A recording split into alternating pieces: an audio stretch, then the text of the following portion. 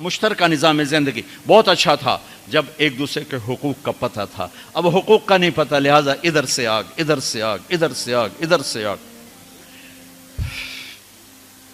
میں سر درد کا مریض ہوں، تھوڑی تھکاوٹ شروع ہو جاتا، فاقہ شروع ہو جاتا، تو میں روزے رکھنے کے لیے مری چلا جاتا ہوں کہ بھئی چلو کوئی ٹھنڈک، روزے کا لمبا ہونا اور ٹھنڈک شاید اس کو کچھ وہ بیلنس کر دیتا ہے، تو میں کچھ 3-4 روزے پھر بھی چھوٹ جاتے ہیں لیکن اکثر پورے ہو جاتے ہیں. تو بھوربن میں وہاں ایک جگہ میں ٹھہرتا ہوں، تو عصر کے بعد میں تھوڑا بیان کرتا ہوں معاشرت پر. تو پہلی دفعہ جب میں وہاں ٹھہرا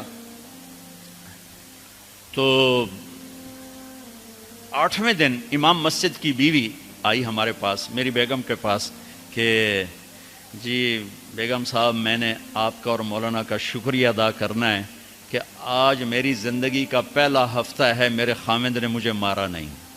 پہلا ہفتہ. امام مسجد، امام مصلی پہ کھڑے ہونے والا، کہا پہلا زندگی کا ہفتہ ہے میرے خامند نے مجھے مارا نہیں، ورنہ میری ہر دوسرے دن پٹائی ہوتی تھی. اور 10ویں دن امام صاحب خود آ گئے کہ مولانا صاحب ہمیں پتہ ہی نہیں تھا زندگی کیسے گزار، ہمارے جو ماحول میں تھا ہم وہی کر رہے تھے. کہ میرے بہنوئی نے میری بہن کی ایک دفعہ ٹانگ توڑی، ایک دفعہ بازو توڑا، اور عالم دین ہے، عالم دین ہے. ہمیں کسی نے یہ بتایا نہیں تھا، ہم نے زندگی میں پہلی دفعہ یہ باتیں آپ کے منہ سے سنی کہ زندگی کیسے گزار. تو فرحان کی زندگی فتوے سے نہیں چلے گی کہ میں مفتی نعیم کا بیٹا ہوں، یہ تو حسن اخلاق سے چلے گی، میٹھے بول سے چلے گی. میرے نبی حضرت عائشہ کو لقمے بنا کے کھلاتے تھے، کوئی اظہار عشق تھا، اللہ کی قسم اظہار تعلیم تھا، تعلیم تھی. سکھایا کہ زندگی گزارنی کیسے. ان کو آٹا گوندھ کے دیتے تھے، چونکہ ابھی شروع میں ان کو آٹا گوندنا نہیں آتا تھا، تو آٹا گوندھ کے دیتے تھے. اور عرب بڑی بڑی بوٹیاں پکاتے تھے، تو حضرت عائشہ بوٹی اٹھا کے ایسے نوچتیں اور پھر رکھ دیتیں. تو اللہ کے نبی بوٹی اٹھا کر جہاں سے حضرت عائشہ نے نوچا ہوتا تھا وہاں سے نوچ نوچ کے دکھا کے کھاتے تھے. میرے رب کی قسم اظہار یہ ہمیں تعلیم دی ہے کہ زندگی کیسے گزاریں. پھر بڑے بڑے پیالے ہوتے تھے پانی پینے کے، چھوٹے گلاس نہیں. چھوٹا گلاس تو بخل کی نشانی، اب تو اور چھوٹے ہو گئے کہ کپ کو گلاس بنا دیا. میرے بچپن میں مجھے یاد ہے اتنا بڑا گلاس ہوتا تھا، اور ڈیرے میں جتنے مہمان ہوتے تھے، کچی سڑکیں ہوتی تھی، مہمان کوئی ہمارے رشتہ دار یا دوست نہیں، راہگیر مسافر ہوتے تھے، ہر مہمان کو دودھ پلایا جاتا تھا رات کو. چونکہ جانور زیادہ ہوتے تھے تو ہمارا اکرام زیادہ سے زیادہ یہی ہوتا تھا، تو ہم سارے مہمانوں کو دودھ پلاتے تھے. تو ایک مہمان آیا ہمارے دادے کا زمانے کا، چاچا لال. اب گلاس چھوٹے ہو چکے ہیں، تو وہ جب نوکر نے دودھ پیش کرنے کے لیے نا آگے بڑھا تو اس نے گلاس دے کر کہنے لگا پتر میں نہیں پیندا. سمجھ رہے ہو پنجابی سمجھ رہے ہو نا؟ پتر میں نہیں پیندا. اس نے کہا چاچا کیوں نہیں پینا ہے؟ کہ دو تو ود پیواں تے بے غیرت بنا تے دو نال میرا گزارا کوئی نہیں، لے جا.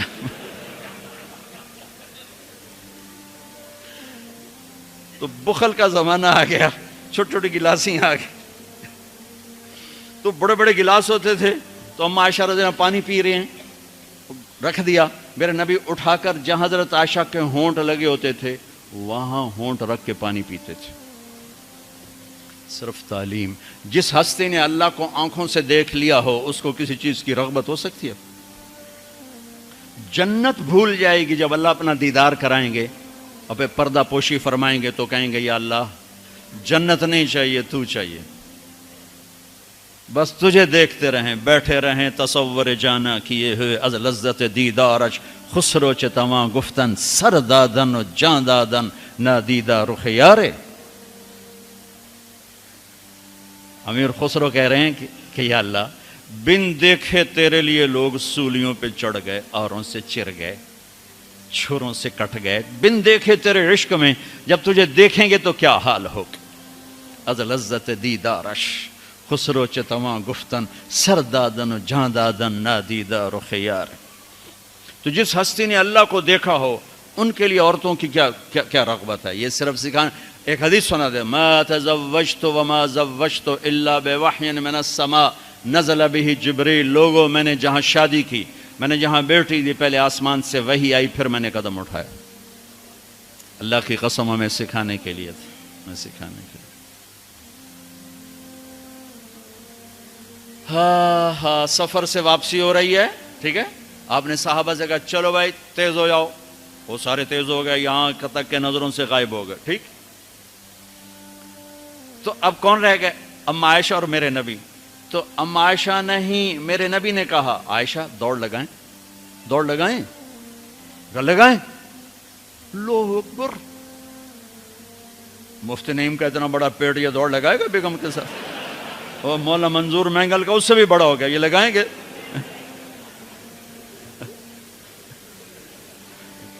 تو عائشہ دوڑ لگائیں، کہا جی لگائیں۔ تو حضرت عائشہ فرماتی میں آگے نکل گئی لیکن نبی پیچھے رہے۔ پھر کچھ عرصہ گزر گیا، کئی سال گزر گئے، پھر ایک سفر سے واپسی ہو رہی، آپ نے کہا ہاں بھائی آگے جاؤ، وہ سارے آگے جا گئے، اجل ہو گئے۔ آپ نے کہا عائشہ دوڑ لگائیں، کہا جی لگائیں۔ تو کہا ان دنوں میں موٹی ہو گئی، تبدنت کا لفظ مجھے یاد ہے، کہ میں موٹی ہو گئی تھی۔ تو جب دوڑ لگائی تو اللہ کے نبی آگے نکل گئے، تو آپ نے کہا عائشہ ہذہ بتلک، اب تو میں برابر ہو گئی۔ اللہ کی قسم زندگی سمجھانے کے لیے تھا۔ جہاد کا سفر سارا صحابہ کا قافلہ ہے، جنگ کا زمانہ ہے، دشمن چاروں طرف ہے، اور ہم اما عائشہ رضی اللہ عنہ اونٹ پہ بیٹھی اور ہاتھ لگایا تو ہار غائب۔ فرمایا میرا تو ہار کوئی نہیں، میں تو نہیں جاؤں گی، میرا ہار ڈھونڈو۔ تو میرے نبی نے نہیں فرمایا چل بیٹھ، اتنے لوگوں کو تو پریشان کرتی ہے، تجھے پتہ نہیں میں نے سبق پڑھانا تو میرے پیچھے پڑ گئی۔ طلبہ میرا انتظار کر رہے ہیں۔ آپ نے کہا بھائی عائشہ کا ہار ڈھونڈو، سب ڈھونڈنے میں لگ گئے۔ شام ہو گئی، سورج چھپ گیا اور ہار نہیں ملا، اور اس کے بعد تلاش بند ہو گئی، اندھیرے میں کہاں ملے گا؟ اب کیا ہوا؟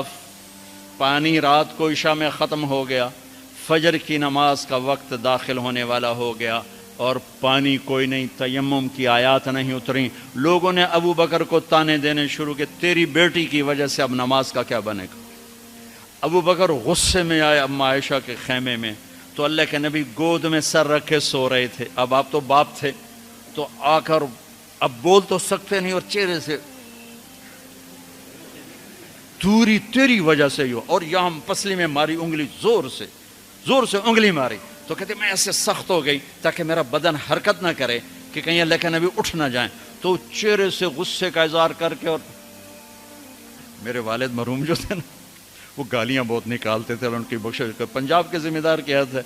جب میں تبلیغ میں لگ گیا تو اب وہ عادت مجھ سے شرماتے تھے، تو جب میں ہوتا تھا نا تو نوکر کو بلا کر اس کو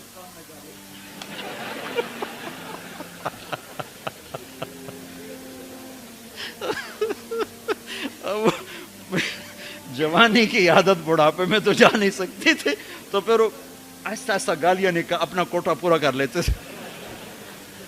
تو ابو بکر صدیق رضی اللہ عنہ میں کہ کہیں بھائی اللہ کا نبی اٹھنے کرتے رہو، انگلی مارتے رہے۔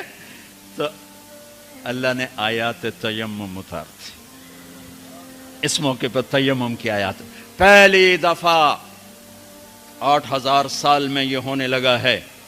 بھلا مٹی سے آدمی صاف ہوتا ہے اور گندا ہو جاتا ہے؟ اللہ نے کہا نہیں، فتیمم، چلو تیمم کرو۔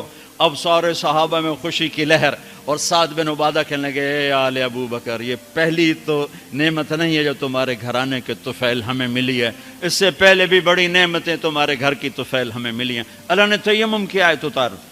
میرے نبی نے قافلے کو نہیں چلایا، یہاں تک کہ حضرت عائشہ نے کہا اچھا یا رسول اللہ اب چلیں، ہار کو چھوڑیں۔